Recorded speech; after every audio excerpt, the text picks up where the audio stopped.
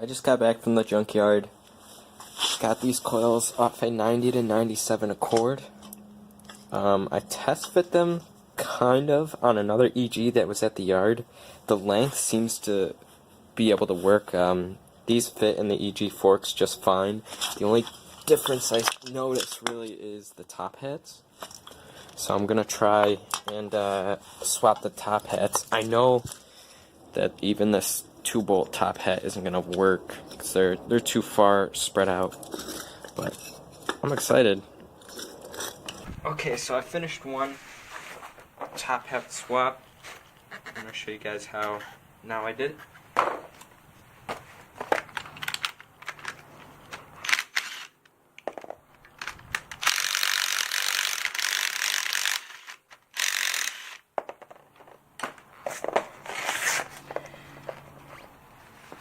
So the only real differences that I see are the top hats. Obviously 3-bolt to 2-bolt.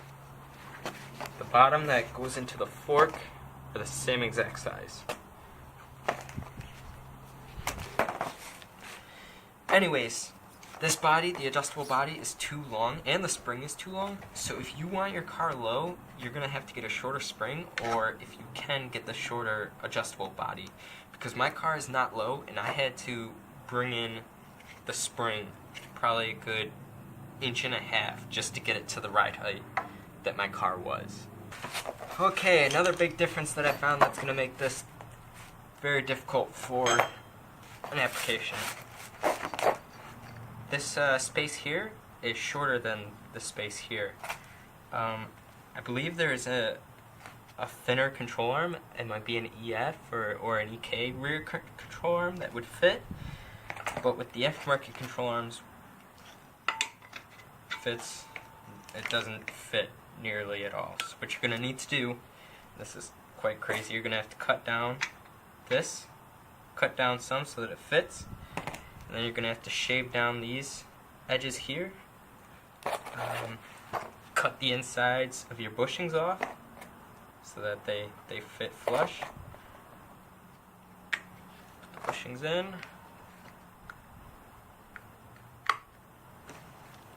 Now it will fit. But I'm pretty stubborn and I'm gonna make this work, but I wouldn't suggest it. The fronts, if you're gonna get coilovers off the front of a 90 to 97 Accord, I would definitely do it. That's just a top hat switch, and then you'll be good. But for the rears, it's just gonna fight you. With the length of the body and the width, it's just not worth it. So the coilovers are on the car now. What I found with that bushing needing to be thinner is that the bushing here for the coilover has to be an EK bushing, because the EK bushing is thinner. I'll have some clips after this clip. So what I did is I have an EG DC arm, but what I did is I cut down the bushing on each side to fit the EK and Accord coilover base. They're the same width, EK and Accord. Just a bit thinner than EG and DC. So in some of the previous clips, I mentioned how the rear would not be able to get very low. So what I did to fight that is I got the 1.5 inch True Heart drop control arm, and that just helped me be able to put some of the locking rings back on. As you can see, I don't have much more to go. You could remove some of the rings, but I really wanted to be able to adjust it.